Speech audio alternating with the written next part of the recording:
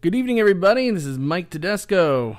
And I'm Victoria Tedesco. Yes, and we are here for Post Raw number 13, Lucky 13. For the Halloween season. Yeah, that's right. That is really advantageous. You mentioned that last week that was going to happen. Oh, well. Do you remember? No, I don't. No. Shows how much I pay attention to the show. No, I do not remember that. We said at the very end of the show that it was going to be Lucky 13 Halloween. Obviously, we did not plan it like that. No, certainly not. We can pretend that we did. Yeah, right, yeah. It's like, well, let's start it up August 13th so we can make sure that the 13th episode is on Halloween. Although I do, I haven't seen Friday the 13th in a long, long time. Me neither, actually. And we said we were going to watch a lot of Halloween movies, and we did not. We have yet to do... We saw Halloween in theaters. We saw the original Halloween. Yeah. And then Halloween 2. But other than that, really not much. No. Salute to the people in the chat room. We got Quentin Walters. We have Billy Hafner and Ashley so far have made themselves known in the chat room. We appreciate everybody tuning in with us tonight. If I could speak, that'd be great. We've had a long weekend here. We have. We really have. Culminating with this Raw and this podcast that we're doing now, or vodcast or whatever. We appreciate everybody who tunes in live with us and listens to us live. We also appreciate all the people that download us the next day or listen to us on Spotify. Okay. Victoria's on camera drinking. There she is. Sorry, you told me not to do it in the I know, microphone. But if you're on camera, geez. Sorry. Warn me. I still don't feel good. Yeah. She's been perpetually sick for the last month. But we appreciate everybody who downloads us on Spotify. We are on Spotify. So that's a big deal for us. We're on Spotify, iTunes, wherever you want to get your podcasts. We're excited. Wrestleview is doing some cool things with podcasting, so it's good stuff. We had a long weekend. We went to go see Billy Joel on Saturday night. Random tickets we just got the week of, and it was a great show. I went to go see the New York Football Giants, the 1 o'clock game where they got trounced by the Redskins, which is fine because my brother's a Redskins fan. I went with him. And it was his first birthday. It was for his birthday, so it was fun. And then we went to Evolution. We did go to Evolution. The first ever. I was on historic. The podcast historic yesterday with Doug and Adam. Yes, Victoria was on the podcast with Doug and Adam yesterday, calling in from the car. I was. Putting me on blast a little bit, which was something. Everyone was putting you on blast. Oh, what else is new? Not everybody's going to be a humongo fan of mine, I guess. But what can you do? Their loss, not mine. But that was a great show. What was your favorite part of Evolution? I got to say, it's really close, but actually it's really not that close. I got to say it was the Charlotte Flair, Becky Lynch last women's standing match. It was just well exceeded my expectations, way beyond what I thought it was going to be. Better. They had a match that could stand up against any last man or last woman standing match from their contemporaries by far. And what about you? That was my favorite match too. I thought it would be the Ronda Rousey Nikki Bella match. But that was I know you just said before that it wasn't even close for you. It was actually very, very close for me. Oh, it was? Yeah. But that I just loved everything about that match too, just because the fact that it made sense. You would have thought that they would have had Charlotte and Becky as the main event, but for the way that WWE is, Ronda Rousey and the Bella Twins, they've mainstreamed it a lot. No doubt. And I think a lot of the reason why as many women there were last night was because of those three. Because, you know what I mean? People who haven't really been interested in the women before, or even just interested in wrestling, they did draw a crowd in. I was saying last night on the podcast that it was, in my opinion, I thought it was 65% female. I really did, and a lot of little girls too. Yes, yeah, there are definitely a lot of little girls there. A lot of females. I don't know if it was 65%. I think it was pretty even. But it was a great atmosphere. People were really excited about women's wrestling, and I know a lot of people were worried about how the crowd was going to be a New York crowd, and figured that they'd be like the wrestling crowds from like 2008 when I started recapping wrestling, and the women's matches were abysmal, and that was the bathroom break, and they figured maybe the New York crowd's going to be tough on them, and they weren't. No, everything went over big. They were so forgiving, Mm-hmm. even on stuff that wasn't so great. It was just like, let's just go for it. There was very little to be disappointed in, though. Yeah, it was overall, there was really no. I mean, there were some moments that you were like, kind of cringeworthy, but overall, though, like nothing bad. There was nothing bad whatsoever. Like Ashley says, I wish that like Tony Storm and Io Shirai could have gotten a little more time. But what they did with the time they were given was tremendous. I think they showcased them. I loved the Mae Young Classic match. I loved that match. And that was probably like my second favorite match on the entire show. Really? Yeah, really. The Battle Royal was damn plain. We're not going to be obnoxious. We're not going to, cry about every little thing that WWE does. We're just going to go and actually enjoy this show. And that is like one of the best crowds I've ever been a part of. One of the best crowds. I mean, All In was tremendous. That was an experience like none other, really. I mean, I've been to some great shows before, but the All In crowd was great. But this was right up there with that. And that's just like this, communal thing where everybody's just enjoying the show and rooting for these women and wanting them to do well. That's what I said on the podcast last night. I felt like you were part of something special. Like you were in this exclusive event that everybody was just really supportive of each other. Even if you were like not cheering for the same person, you still felt like no one was getting into argument. It just didn't seem like a typical crowd. Yeah. But overall, it was just a nice experience. Yeah. Nice atmosphere, It was great. And like, I really didn't know what to expect going into it, and it just blew away my expectations. And I had a great time. Just like, it's right up there. That experience, and knowing that we're seeing something special, it's right up there with going to a WrestleMania. I don't think I'm being, I don't think that's a real hot take. No, either. And I think even if you went live and if you just watched it, I think there was a lot of similar reactions. Yeah, and like after everything that we've gone through this week, only 6 days before, when we went there, it was just like, Roman Reigns and like everything's just like super depressing. Exactly. And it's like, man, it was nice just to like, kind of just like snap back a little bit and just kind of get lost in the fantasy world of wrestling and enjoy it. That's what I miss so much about, being a kid and watching wrestling. When I first started watching and really enjoying it when I was a teenager and stuff like that.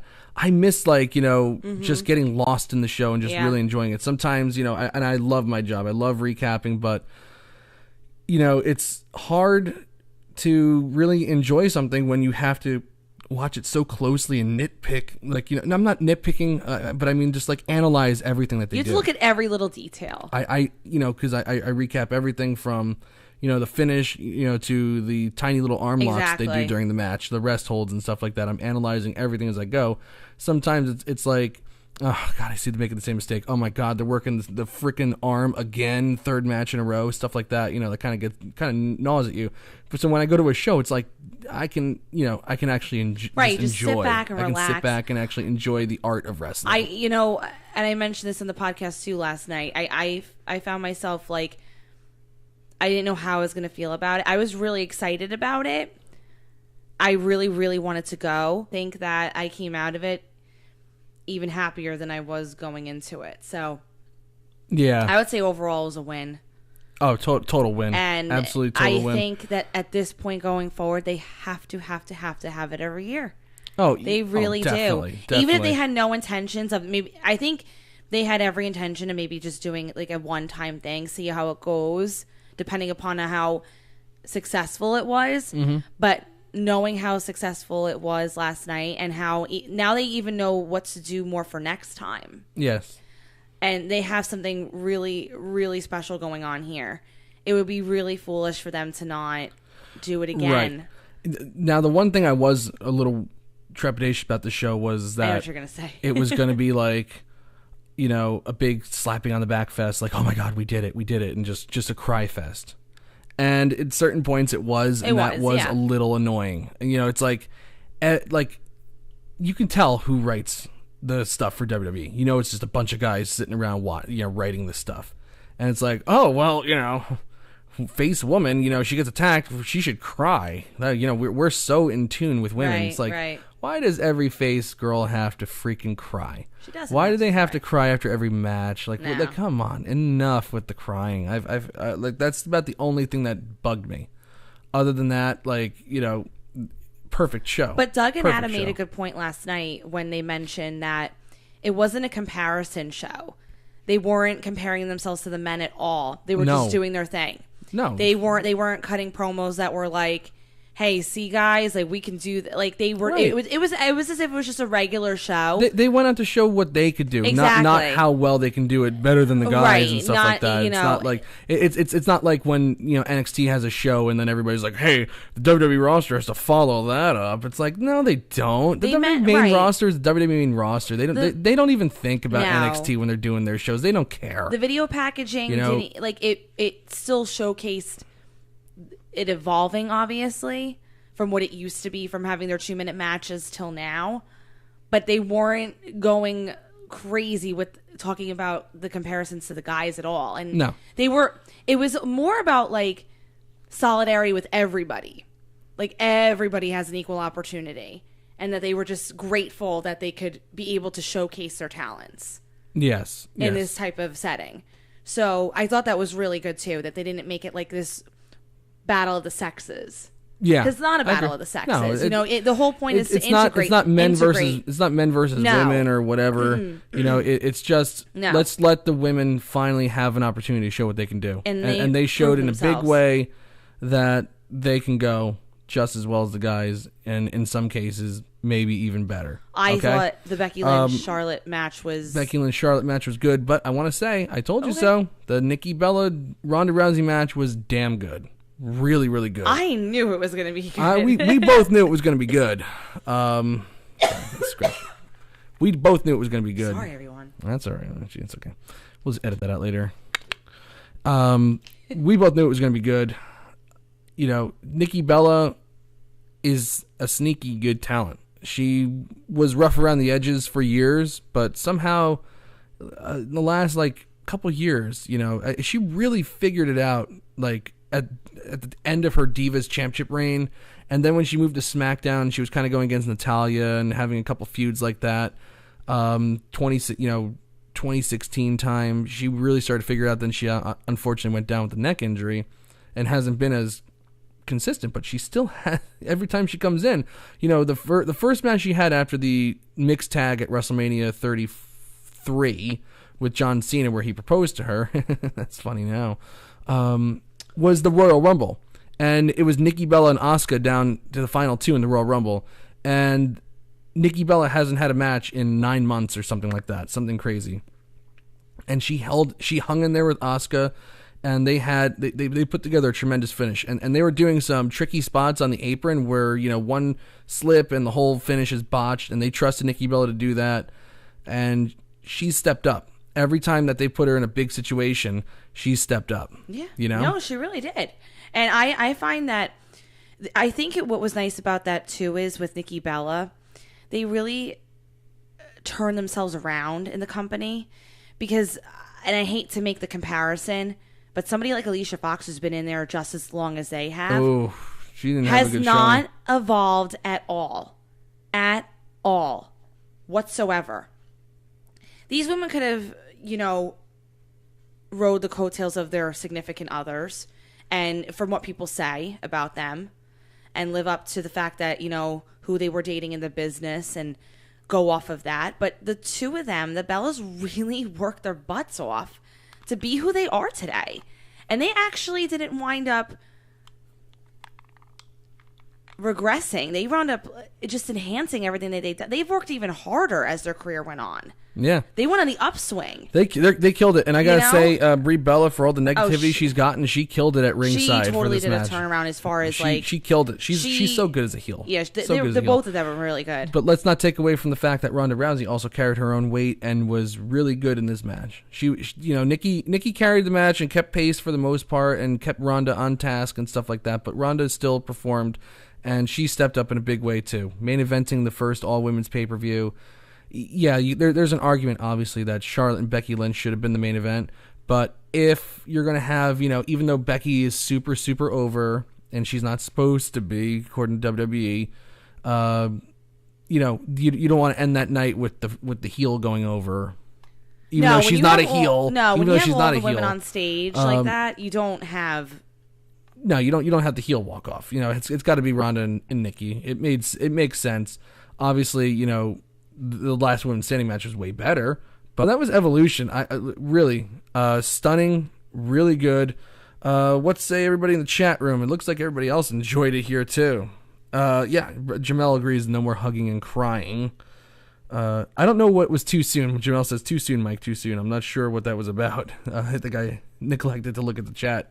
Maybe I don't know what I said. Maybe I said something where it's too soon. Maybe rubbing in about Nikki Bella and Ronda Rousey being the better than everybody thought, but I was right. So I don't know how soon it could be. And this is a good point. Mirroring what you said about them being mainstream, Ashley says the fact that the Ronda versus Nikki match is already in full on WWE's official YouTube channel tells you that they're looking for the mainstream attention, perhaps to distract from Saudi Arabia, which they will never mention.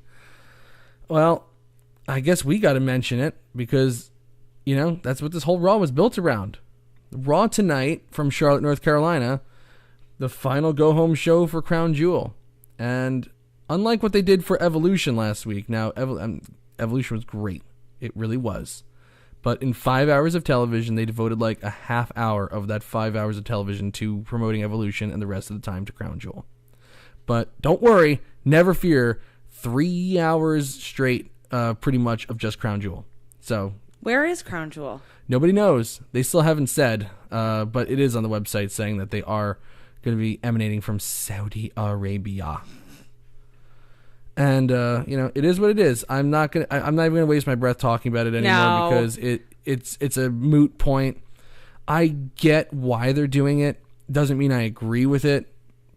If you factored in the numbers for Saudi Arabia into your overall projections for a certain quarter, and you're selling and people are buying your stock with the thoughts that you're going to have this $40 million just floating around, and then you don't take it, it's not a good look. Maybe other companies can do that, bigger companies, but WWE is still, they're worth $6 billion. I think right now their market value is $6 billion, but in the grand scheme of things, that's not like a humongous company where they can just, say, we'll throw that away.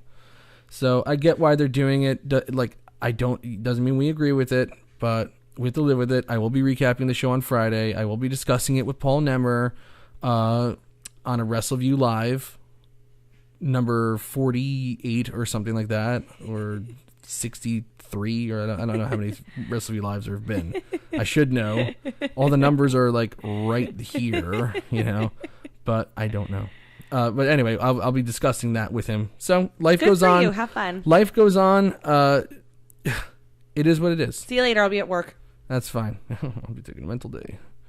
Anyway, let's check out what did everybody think of this Raw tonight. There was a lot going on in this Raw. A lot of expectations for it. They announced Brock Lesnar would be there, Brothers of Destruction and DX would be there. And the follow-up to Dean Ambrose heel turn. Did they do a good job? What does everybody think starting off? Let's see. 53% thumbs up. That's not bad. Well, we only have 19 votes so far. I got to say, interest in this Raw was way low. I can tell, like I always say, I can pretty much tell the interest going into a Raw based on, our Twitter impressions and the amount of comments that I see when I'm scrolling for looking for GIFs to put up, for the Raw recap and stuff like that. And there just wasn't a lot of interaction this Raw tonight. I don't think a lot of people are interested in it. People are finally kind of getting on the Crown Jewel negativity train. Right. Like last night at Evolution was just like mercilessly booed it. And as soon as they put the graphic on the screen and people started loudly booing, they turned it right off. It was almost immediate. And then any mention of Crown Jewel tonight just drew, not loud boos, but there were boos. Yeah. The Charlotte crowd was a little subdued tonight. The Charlotte crowd, they weren't really reacting to much. I think rightfully so, though. Oh, I like this. Quentin Walter says the Crown Jewel is next to me on the screen. The Crown Jewel of Wrestleview is you. Oh, thanks. Yes. Thank you. So, what were you saying? I'm sorry. I don't remember. I don't remember either. But I don't think it was that important. Otherwise, I would have remembered. Yeah, I know. Something about Crown Jewel, though. It is, it's happening. So, let's just get into it. We got Brock Lesnar kicking off the show. Oh, just moved to 50-50. Oh, yeah, the amount of people, they booed Crown Jewel. It, like I said, not loud for the Charlotte crowd, but, it was there. But luckily it's over. This is it. The show's on Friday. They go to England on Monday. So if they mention Crown Jewel, they'll just edit out the boos or whatever, from the English crowd because it's a taped show next week. So, we'll see how that goes. But it is what it is. It's happening. And there's not a damn thing we can do about it. That's all. Well, I don't really, whatever. I know. So, so we got, this was like immediately flashbacks of some of the most horrible stuff WWE's ever done and just cringy, bad garbage. Baron Corbin in the ring with the WWE Universal Championship on his shoulder, talking about how last week was one of the most emotional nights, not only of his role as acting general manager, but of his career. But that was last week's, and life goes on. Okay? I wish Roman the best with his battle with leukemia, and then he smiles and he goes, but I hope he doesn't come back to Raw. Blah, blah. It's like, a guy going through a real life thing, and you have this schmuck coming out there, and it's not Corbin's fault. They wrote this garbage for him. Of course it's not, but it was just so tasteless. It's just so tacky, so tasteless, so gross. I mean, I can kind of give them a pass on the Ambrose thing because, whatever. They didn't explicitly say, Roman Reigns, like they said, on this night, that stuff, it could be a little considered tacky, but, not on this night, Dean, not on this night, that could be tacky, but I can live with that. But at the same time, because it makes sense. It only makes sense to mention it. But to have Baron Corbin coming out and saying talking storylines and just how Roman was a pain in his butt and stuff, give me a break. But just don't talk about him at all. Right. At the same time, though, with the Ambrose thing, it wasn't my favorite thing in the world when he did the heel turn last week. But at the same time, though, I can live with it because, first of all, he hasn't spoken yet about it. We really don't know why he turned yet. And we'll talk about that later on when we go to the podcast. But with Baron Corbin, he was just very blunt about now he's gone. Doesn't this belt look good on me? Like I said, not Baron Corbin's fault by any means, but that was just that's where I can say that was tasteless. I don't think last week was tasteless. I just didn't agree with it. I didn't want it to happen. Not on that night. But we'll figure it out. Oh, yeah. I think we're back. We are back. Okay. All right. So we'll just edit the rest of that stuff out of the podcast. So what happened was earlier tonight during the, during the Finn Balor and the Bobby Lashley match, our power just went out. And we've been having power surges for the past, every morning we've been waking up and our alarm clocks are blinking. Our clock. Oh, yeah.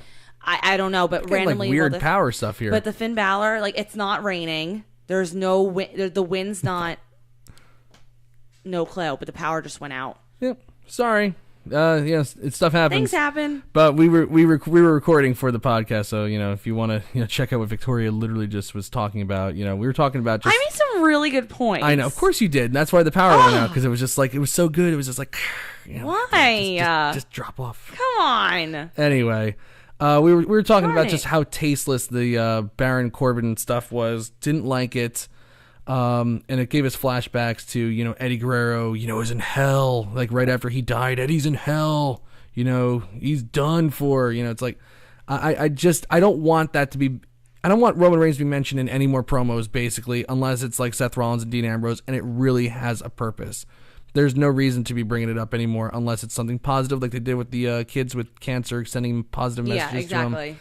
Nothing else. Just let him. It's just too tacky. Just too let tasteless. him go. Let him have time to get himself better, and give him that privacy that he deserves now. Like we don't need to have it beat into everybody about what he's going through. I to be honest with you, I really don't think he would want that for everybody. No. It's for them to be talking about him, because that's the one thing you wanted to mention in the first place.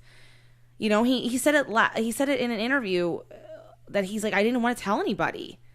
He didn't want to let the fans know because he didn't want people to feel sorry for him. Right, that makes sense, and you know, it's you know, an honorable thing that he did. You know, and you know, I just don't want them bastardizing the promo. I don't want them showing his promo over and over again. We have to start, you know, kind of letting him, you know, get in the process of healing, and we have to also, you know, stop, you know, showing this depressing thing over and over and over again. You know, I hope this isn't like the next like year of just showing this over and over again. You know what? We're not going to forget Roman Reigns. We're not going to forget. No, and at this point too, it cannot be part of storyline. No, like I said, okay, fine. We'll let when Dean finally talks about why he actually turned on, you know. And I was like, oh, that's good. Maybe they're, you know, Lesnar, when he interrupted, like it was a huge pop. Like I thought, you know, God, you know, Lesnar was such a humongous face, so freaking over. And then they stopped all of his momentum to get Roman Reigns over. Okay, they started booking him in those like short matches to the point where everybody started thinking that Lesnar really is lazy and that he doesn't care about WWE and just wants to go back to UFC. There is some, you know, truth to Lesnar just, you know, waiting for his big paydays and stuff like that, but I also don't think he hates WWE. And you know, I think he really did work hard to try to get Roman Reigns over to the point of sacrificing his own marketability with WWE. And, you know, not that the Suplex City shirt sales, I'm sure, tanked or anything like that, but, you know, the big pops, you know, the people clamoring to see him, you know, that hurts his drawing power a little bit to turn heel. And he turned heel in a way that was like, this is negative heat, not good. You know, so I thought maybe they're reversing it because, you know, with Roman Reigns gone now, we need a super big male star, and yeah, Lesnar's going away to UFC, but he'll be back, right? You know, so maybe like tonight's, but they didn't do it. You know, like they teased it kind of, but they didn't go. I just wanted somebody to go out there and that. like literally punch Baron Corbin in the face because I was just so disgusted by what he was saying. Mm-hmm. And like I mentioned before, I don't know if it was heard. Yeah, it was. Not good. Not good, but I just wanted somebody to go out there and just literally actually beat him up. But yeah, it wasn't Baron Corbin's that is fault. What happened. That is what happened. That is what happened. And they sent so you know, they do Paul Heyman. He talks about how Lesnar is going to beat Braun Strowman at Crown Jewel, and that's not a prediction. It's a spoiler. He says that before every single big Lesnar victory.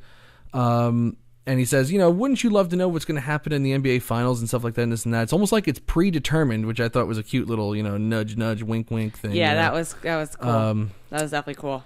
But, you know, it was just, you know, like it was a good promo, but, you know, it's still not enough to get me like really pumped to see Brock Lesnar and Braun Strowman because I've already seen it before and I know that it's not like the prettiest match Best on thing earth. in the world, yes. But I don't think this is going to be a super. I don't think this is going to be a super long match. That's for damn sure. Quentin Walter says, "Punch that writer in the face who wrote the stuff for Corbin." I agree, Quentin. Let's go. Come on. Let's go. So then Braun Strowman comes out and he basically just says, you know, at Crown Jewel he's going to be the new Universal Champion because Lesnar's going to get these hands. Corbin tries to put a hand on Strowman to keep them from touching, and Strowman shoves him away, which was really neat and a lot of fun. And then the Power Slam City started. You know, he power slammed Corbin 3 times, which was nice.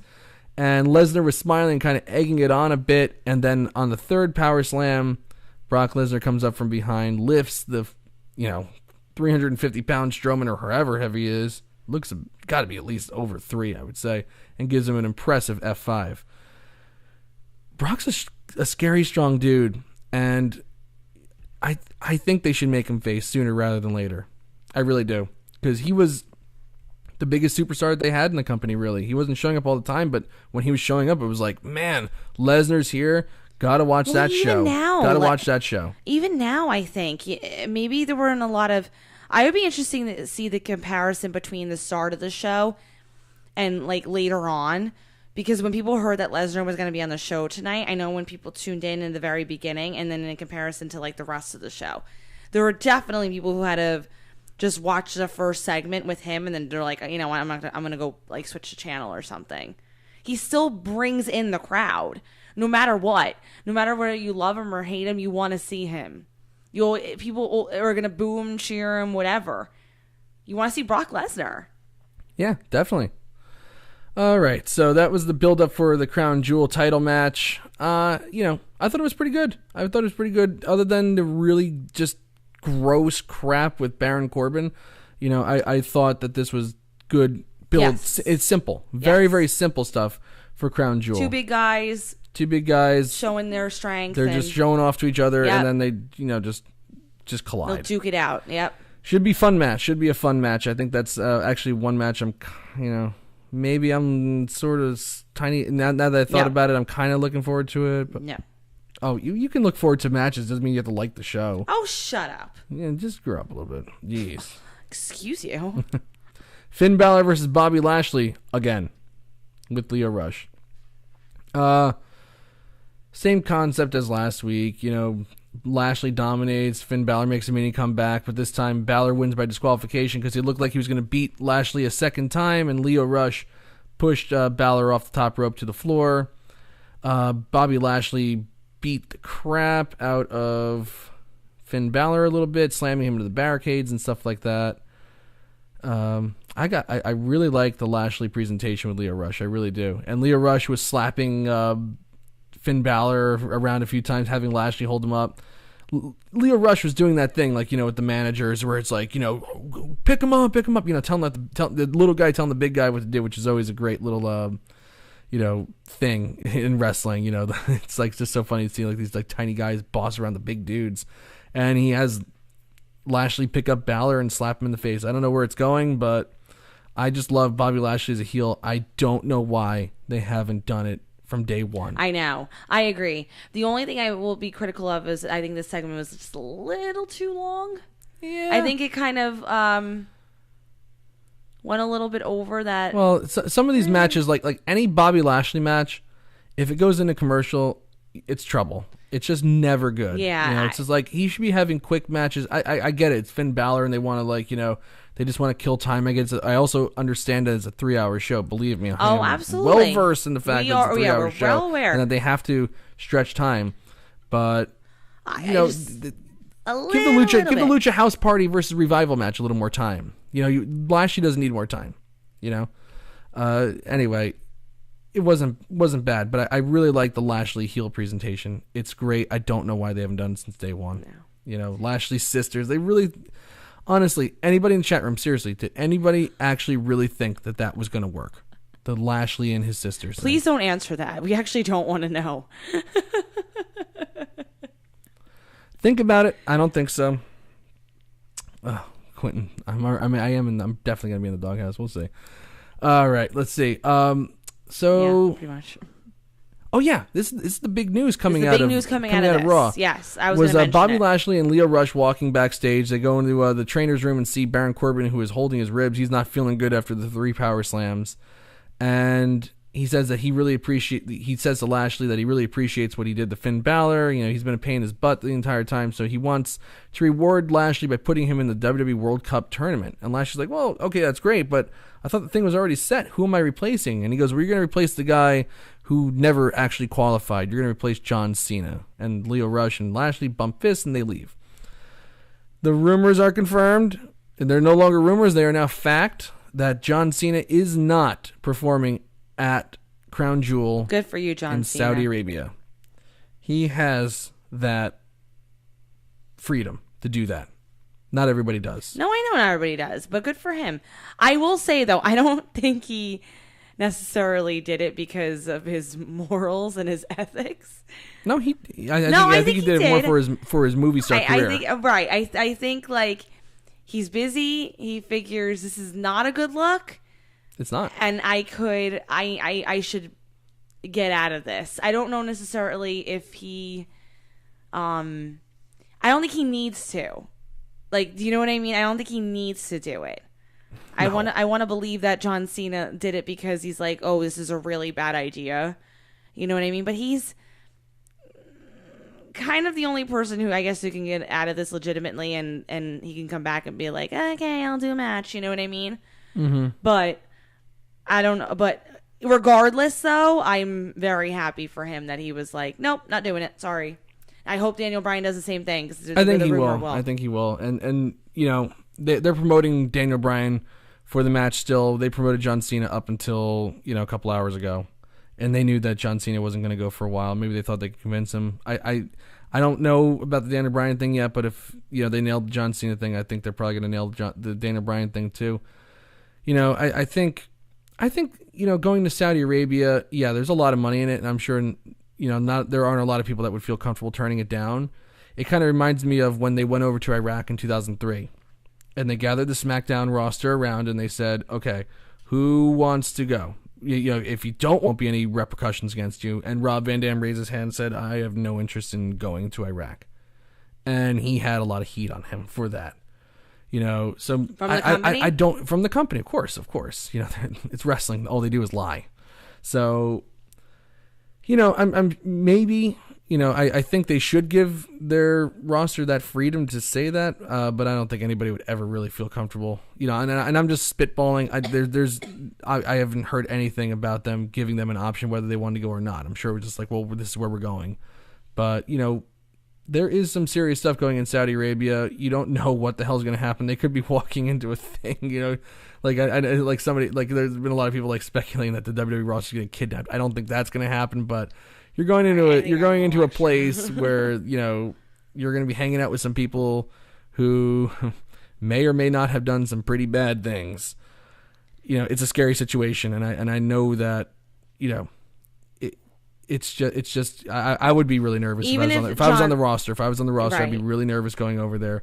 And, you know, I think Daniel Bryan also, a guy, he knows his worth a little bit now. He knows that he's a big star. If he doesn't feel comfortable going over there, if it's against his beliefs, you know, I think he can get out of it and not face any real repercussions because they actually need him for SmackDown.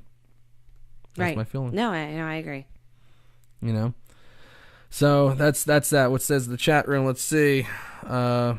Man, if the other shoe drops and Daniel Bryan didn't show up and it changes the WWE title match, oh boy. Also, the last week tonight, this is from Jamel, by the way. Also, that last week tonight piece showing that speech he gave at the GRR wasn't a good look as well. Yeah, I got to agree. When John Cena was saying he wants to thank the Saudi royal family, it was like, ugh, God, stop. It's Jamel thinks it's different because they were performing in front of the troops. Yeah, I mean that could be. You know, that maybe that's why Rob Van Dam got some heat because they were doing that show for the troops. But at the same time, it's like, you know, it's an active war zone. You know, who knows? You know, even though they were brought in the secrecy and, you know, they had tons of army around them. You know, who knows? You know, God forbid something happens and, you know, they are driving to the place and they hit an IED or something like that, and, you know, like somebody in the roster is seriously hurt. You don't know. So yeah, you know, is what it is. Anyway, moving on. They announced that Ronda Rousey is taking on Becky Lynch at Survivor Series. So, you know, it seems like they do a lot of like these multi, you know, the cross-promotional matches at Survivor Series. So, should be something. Should be interesting. I don't know how I feel about it. What about you?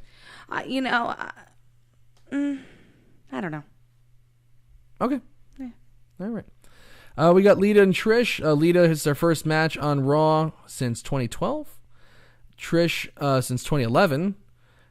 Teaming up with Natalya, Sasha Banks, and Bayley to take on Alicia Fox, Mickie James, and the Riot Squad with Alexa Bliss at ringside. I don't know. This one, it was okay. You know, it was because of the whole like evolution thing. You think they would build up the women more a little bit more tonight from last night, but this match was just too slow. It had no real like. Yeah, the crowd was really kind of lame for this. You know, but I just thought like with Evolution, I know Crown Jewel is the main focus, but you would think that whoever was out there, they would be really putting over like, wow, Evolution was great. It was awesome from last night. Like, let's put on this great.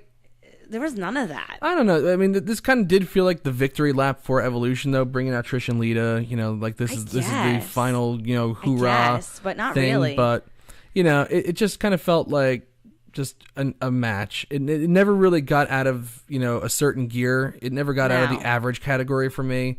It just kind of happened. It went a little too long for me.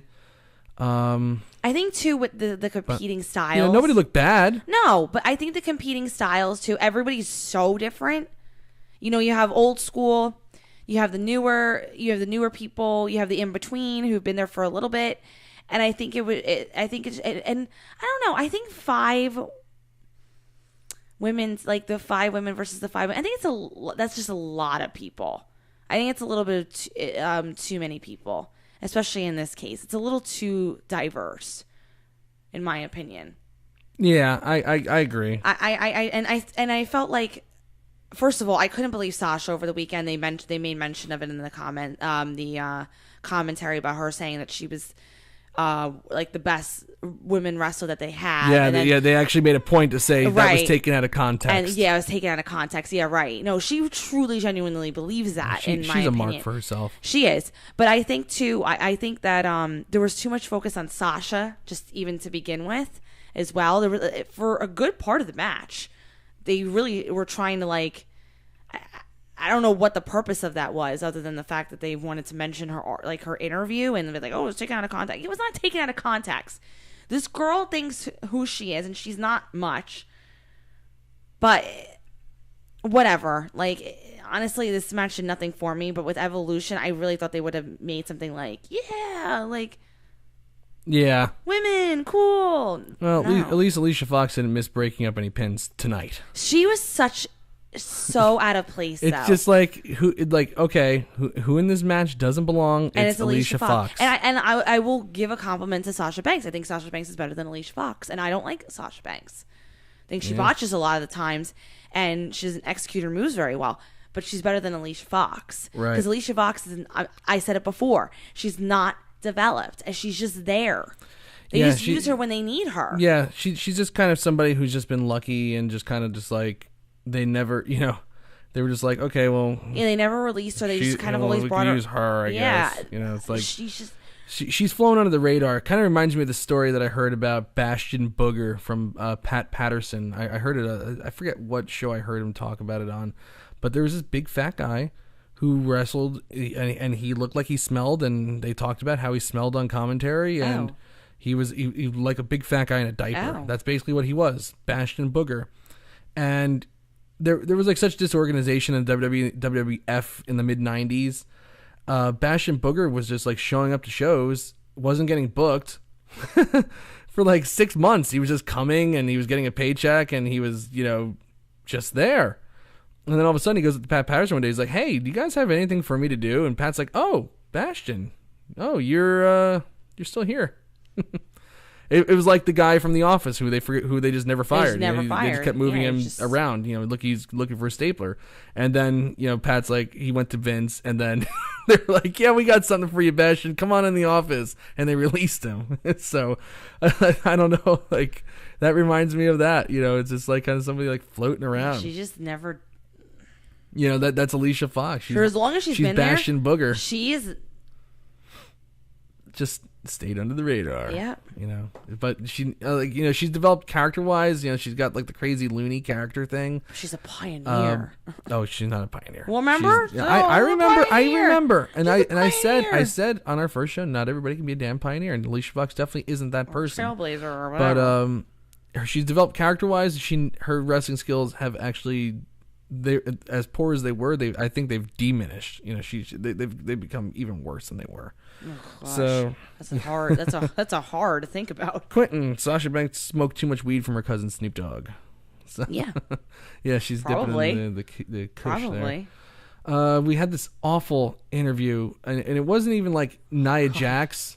It wasn't Nia Jax having the problem. It was the interviewer. Like, Caleb Braxton was hideously bad. Hideous. Like, unforgivably bad. It was just like, I don't know what, how they train these women to, be backstage, interviewers, but it's like, what are the prerequisites? You got to be the most monotone, wooden, boring thing on the planet, and then they give you a job? Yeah. It's like ridiculous. It's like they're so worried about somebody showing up their stars on TV. They want to make everybody else seem like they're just total losers next to WWE's superstars, I guess. I don't know. But, man, she stinks. But not that they gave Nia Jax and Ember Moon anything better. Ember, the last thing they need to do is let Ember Moon talk. As soon as she talks, that mystique, the aura is gone, and she's just some goof wearing red contacts saying the stupidest crap. I caught lightning in a bottle last night. You did? Well, you freaking lost the match. Like, what the hell are you talking about? And even Jax goes, yeah, but I still won, even though you caught the lightning in the bottle. And then she's like, well, I'll challenge you. It's like, oh, wow. God, I can't wait to see that match. I can't wait to challenge you when I beat you last night. Yeah, really. Like, what are you challenging her for? You lost. Straight up, loser. God. Elias. I love Elias. I love watching you cough on camera. It's so funny. I'm sorry. Elias is a face, and I love it. And I like it. I love it. I'm going to say I love it. Elias just doing his thing.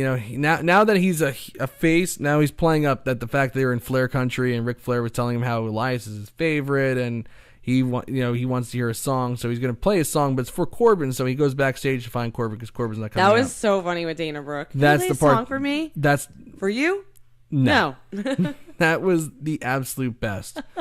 Dana Brooke just stops. She goes, "Hey, Elias, can you play a song for me? For you?" No. And he just keeps walking. It was absolutely hilarious. Elias is just everything he does is just awesome, except on the wrestling end.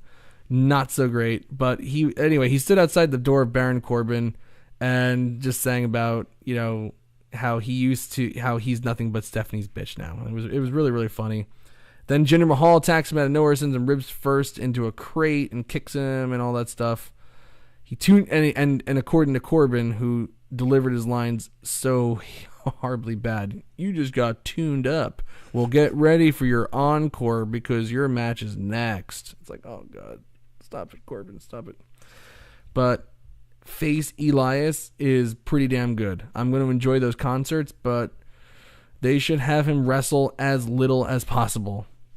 I get it. He's facing Jinder Mahal, but I don't think we need to see Elias in long matches with anybody right now. I go back and forth between. He should be squashing. He should do a concert and then squash somebody. He should. That should be it. That's all he should do. That's all I want to see. I went back and forth between cringeworthy and excited because it was like, ooh, Elias. Oh, Baron Corbin. Ooh, Elias. Ooh, Baron Corbin. Like, that was just it was like a ping pong effect, like going back and forth between. I know. It's like, ooh, Baron like, Corbin. oh, Elias okay. I love him. Yeah, but like, for Elias's first feud as a face to be against Baron Corbin, I guess there are worse things. I guess worse? Corbin is a quality guy, being like one of the main focuses of the show, but still. Baron Corbin. Yeah, it's Baron Corbin. There's like kind of upside in the fact that it'll be a featured match, I guess, but no, it's Baron Corbin. It's Baron Corbin. There's no upside. But if anybody could pull it off though, it's Elias. Yeah, I gotta say, I got to agree. We'll see. They have these WWE World Cup tournament brackets, and I gotta say, like, some of the brackets are, there are some interesting matches. I would have, of course, Seth Rollins versus Bobby Lashley on the Raw side. That I guess that initially was going to be Seth Rollins versus John Cena. I would have loved to have seen that match, and if they had this in England, I would love to see it. Kurt Angle and Dolph Ziggler, that rounds out the Raw side. A great match, a dream match, I guess I could say, would be Seth Rollins versus Kurt Angle. I would love to see that. I really hope they don't do Seth Rollins versus Dolph Ziggler. I've seen that enough times. But Seth Rollins versus Kurt Angle, great match. Why do I have a feeling it's going to be Bobby Lashley versus Kurt Angle, though? Oh, God, that's going to just bug me. We'll see, though. On the SmackDown side, they got Jeff Hardy versus The Miz and Rey Mysterio versus Randy Orton. Kind of interested to see Mysterio and Randy Orton. I haven't seen that match in a long, long time. So I think Rey Mysterio's got to go all the way to the finals. I think he's got to. Yeah, I think especially with him coming back, it would be stupid for him not to. But that also means that Miz will definitely get a first round or a quarterfinal win there, though. Maybe. We'll see. But if they're going to have, I don't think they should have Mysterio face against Jeff Hardy, face versus face. But then again, two high flyers could be a decent match. I don't. It would be a good match. I don't recall the last time I ever saw that match. I mean, I've seen it. I know I have, but I can't remember. I would be interested in seeing it, though. Yeah. I would. Yeah. I don't mind face versus face and heel versus heel sometimes. Mysterio versus Seth Rollins, that would be. That would be. Good. That'd be really good. This is why this tournament is good, because there's so many different ways they can go with it, and it will still be awesome. Yeah. Everyone brings something to the table differently that it would work no matter what. Yeah. No matter what, you're gonna get there's going to be something good coming out of it. I know. I wish you I wish it was taking its place under better circumstances, but it is what it is. I'll try to enjoy. Try to just forget what's happening and just try to enjoy it a little bit, because there are some really cool things that could possibly happen with this thing if they do it right. We shall see. If that's a big if. That's a big if. One thing they did not do right, and what was my reaction when this triple threat match happened? You stood up. You got out of your chair like, "What are you doing?" You screamed. I was there with you. No, you did. You screamed. I know. I did. You were like, "What are you doing?" You had your hands up. AOP has so it's a triple threat match with the Ascension versus Bobby Roode and Chad Gable versus AOP. What the hell is AOP doing in this match if they're not going to win? Now, granted, Razor and Akam did not take the pin. Doesn't matter. They didn't technically lose that way. Doesn't matter. But they're on the losing side to friggin' Bobby Roode and Chad Gable. That was ridiculous. So they give Chad Gable and Bobby Roode this win, because now they're trying to determine who's going to be the next challengers for the Raw Tag Team titles, even though they're still held by Rollins and Ambrose. They give them the friggin' win, only for AOP to destroy them 5 seconds after the damn bell rings. So totally negates all the momentum that they got from their win. Exactly. And then AOP just destroys everybody. Why didn't you just do that to begin with? Why have Bobby Roode and Chad Gable win at all?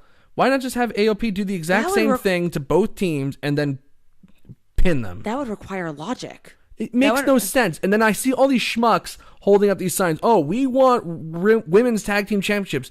They can barely book a competent men's tag team division. Now you want them to book a women's tag team division? No, that would be the worst thing. They can barely thing. book a women's division, period. That would be the worst thing. They can thing. barely book that. That would be the worst thing. How the hell are they going to book a tag team division for the women now? Let's crawl before we walk here. Like we can't be asking for it all. Let's be born before we start friggin' breathing. Let's be born. It's like, come on. It's like we're breathing amniotic fluid. We're at the beginning stages here. Yeah, no, I have to say I agree with you, because there's no way that you could build up on this division with the men if you can't figure it out. You just can't. That was so stupid. It was one of those matches, one of those stupid things that happens on the show every now and then, where it's like, okay, we're gonna give this team a win. Oh, just because they got a win, they'll be in Mike's quick match results as getting a win. Yeah, but they didn't really get a friggin' win. You just destroyed them. But see, that's where yeah, nobody's gonna remember that AOP lost this match next week.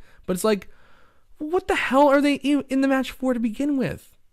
But that's something where there's no logic. That's something where they should micromanage. So you know how Vince is his micromanager.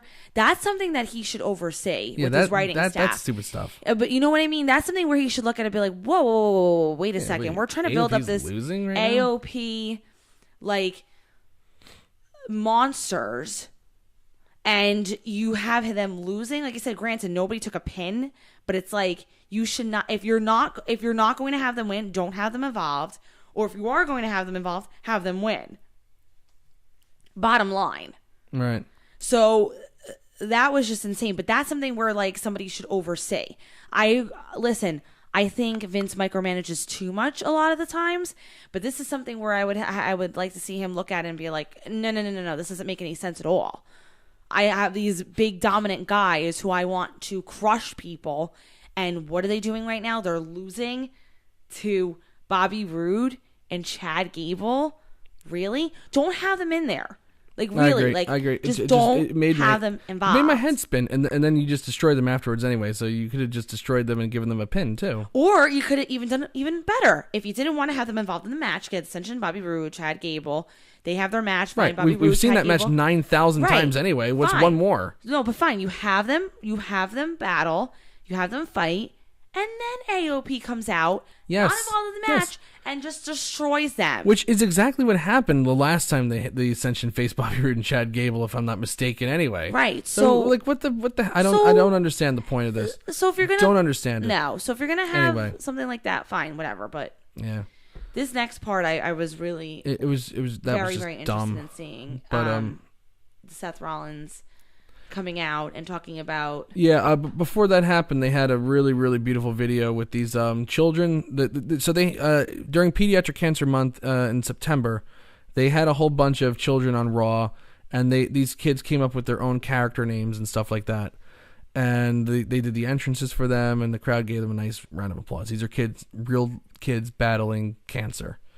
And they did this like sappy thing with Roman Reigns, showing like, 6 weeks ago, before he was diagnosed with cancer, he was with cancer patients, and now, but so they did that. It was a little tacky, but then they had the kids actually send him messages. So they had these kids that were on Raw sending positive messages to Roman Reigns, who 6 weeks ago was trying to lift them up. And if that doesn't tug at your heartstrings, I don't know what's wrong with you. Go to the doctor. It was really, really a beautiful segment. That was a really cool thing that happened. And then that started up a big Roman chant. Rollins, he thanks the crowd on behalf of Roman Reigns for all the positive messages. And, unfortunately, he should be feeling good about becoming Raw Tag Team Champion for the third time, but he's also feeling sad. He should be out here celebrating with his friend, partner, and brother, Dean Ambrose. And the crowd booed him immediately as soon as they mentioned his name.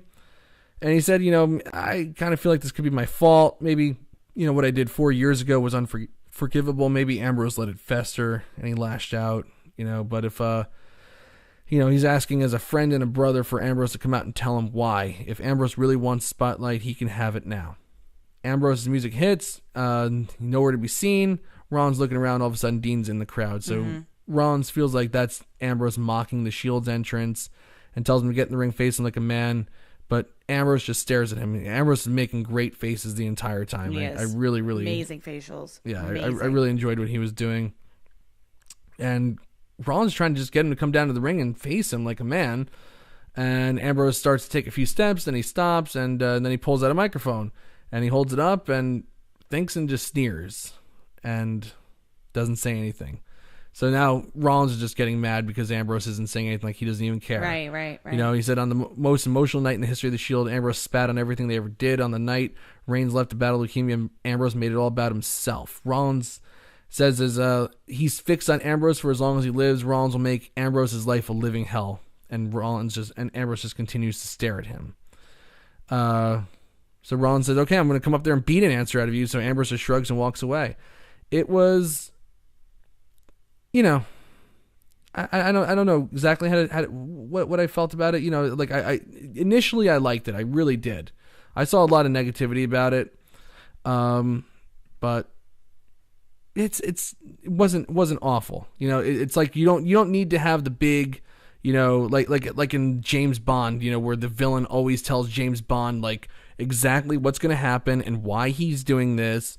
You don't need to have that like the week after.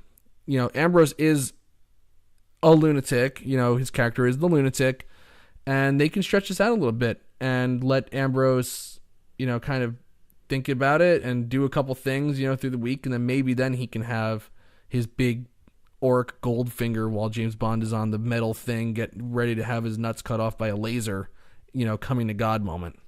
We'll see. I think it gives you something to tune into next week. Is he going to do it next week? Is he going to do it the following week? The week after that? Maybe a month from now, 2 months from now. Maybe he won't ever give an explanation. Maybe he won't ever do it. Maybe he'll never give an explanation. We really don't know. I kind of like that they did that, though. Even though people were against it, I really enjoyed it. I think it validated for what happened last week from him turning. That got me more, like, much more interested in it now. I'm like, because now I really want to know. Did it have to do with Roman Reigns? Does it have to do with Seth Rollins? Does it have to do with both of them? What's the real story? Maybe he wasn't. Maybe he thought he made a mistake last week. But then when Rollins was saying the things that he was saying, was he contemplate, like, maybe he had something to say? It kind of leaves you to open to, like, just like with the heel turn itself, when he came back from SummerSlam, we didn't really know how it was going to turn out. We didn't know if he was going to turn that night. We didn't know if he was going to turn later on. And lo and behold, it didn't happen until last week. Right. So what's good about Dean Ambrose is they can stretch it out for an extended period of time where people are still going to be engaged and interested and try to figure out what's going on. Yeah. So we'll see. We'll see how that goes. I was expecting a little more, but I didn't hate what they did either. I don't know if I loved it, but I didn't hate it either. Nia Jax, Ember Moon, could care less. Nia Jax as a face is just death. They should have turned her tonight. It's just death. I think it's the beginnings. They had Tamina Snuka come out, cause a distraction, and actually Jax capitalized on that and picked up the win over Ember Moon. Are we supposed to know they're cousins?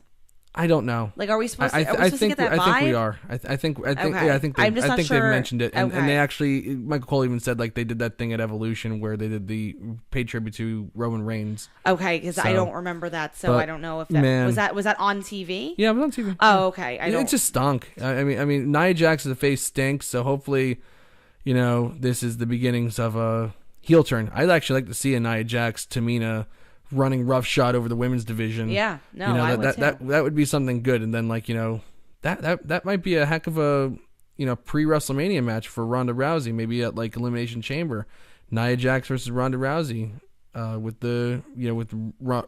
Nia Jax as the Raw Women's Champion, maybe something that might be interesting. I could get behind that, but right now as a face, stinks.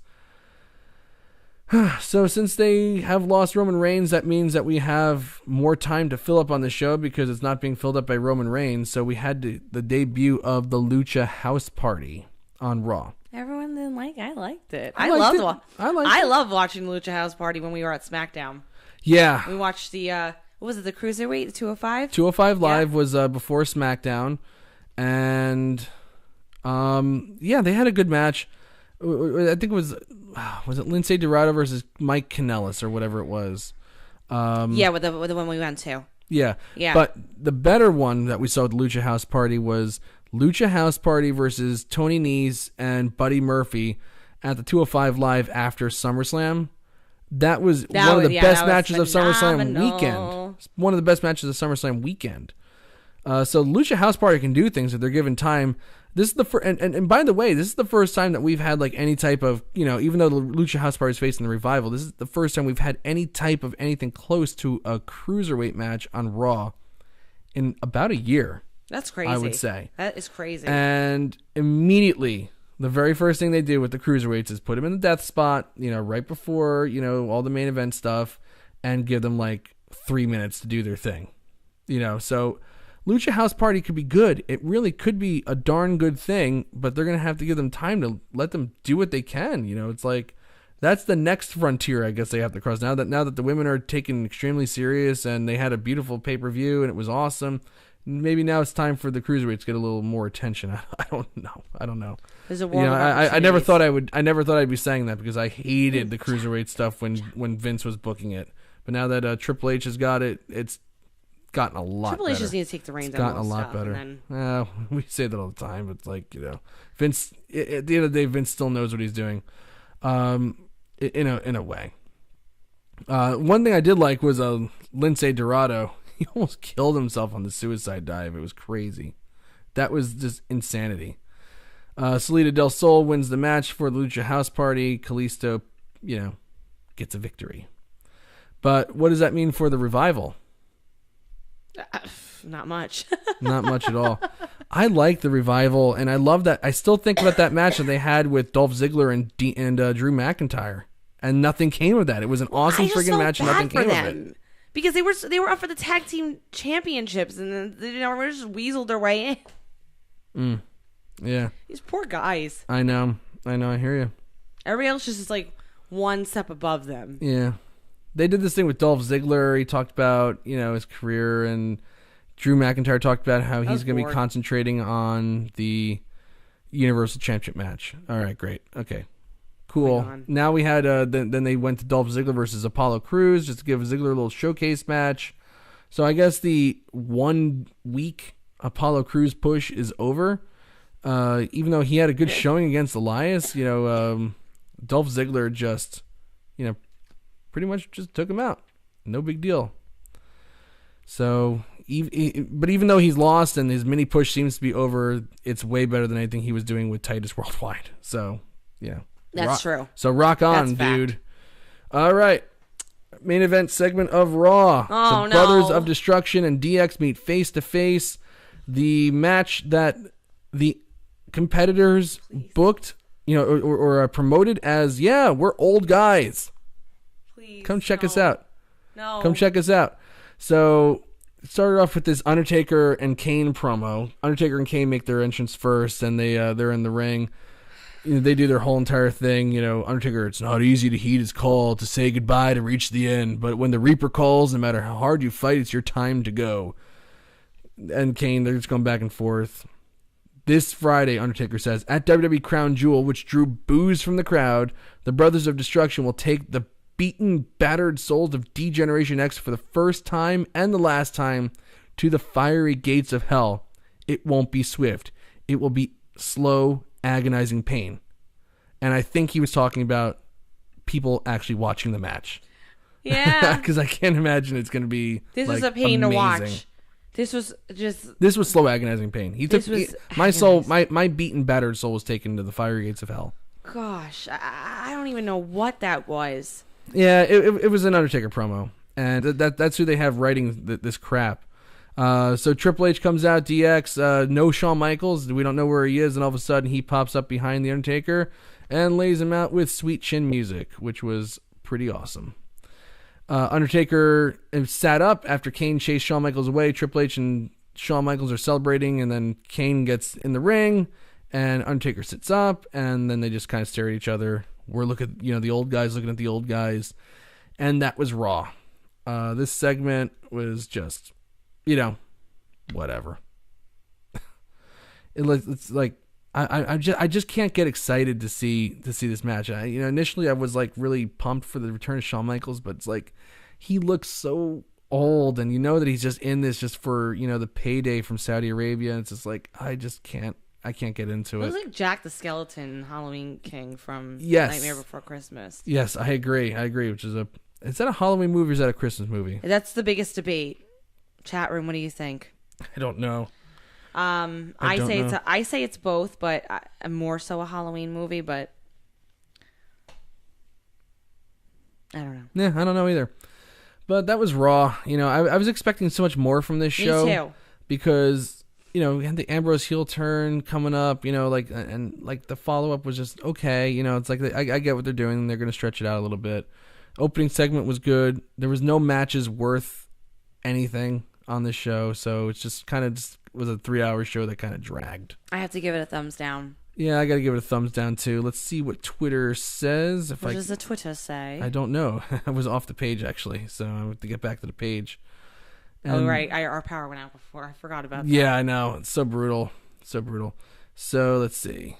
Oh, the tables have turned. It is now 55% thumbs down. Yeah. 45% thumbs up. And I think figured. that's going to stay that way. I think this is a thumbs down show. We might reach to a 60%. We'll see. But next week, Raw is coming from Manchester, England, so it's a tape show. So we'll see how that goes. Kind of interested, UK Raws in UK, they usually start off pretty hot, and then there's like just big lulls because they know it's like, well, these people are really excited, so we'll just throw whatever at them, and they'll just get excited. And usually it's not exciting television for for UK. everybody else. Yeah, they don't want to do much over there, I guess. So we'll see. But that's Raw, and we thank everybody for tuning in with us tonight. Sorry for the technical difficulties before, but you can't account for power and stuff like that. We just had, we're supposed to have a nor'easter over the weekend, which I don't know. I don't know what the hell's going on tonight. But again, I lost power in the during Raw, and I had to do a hotspot on my phone and stream my TV and stuff like that, and then it finally came back on, and our internet just died. It's out of nowhere. So hopefully there's no technical difficulties next week or on Friday when I'm recapping this damn Crown Jewel. We'll see. Hopefully everything goes swimmingly. But until then, I'm Mike Tedesco. And I'm Victoria Tedesco. All right, everybody, have a good night. You too.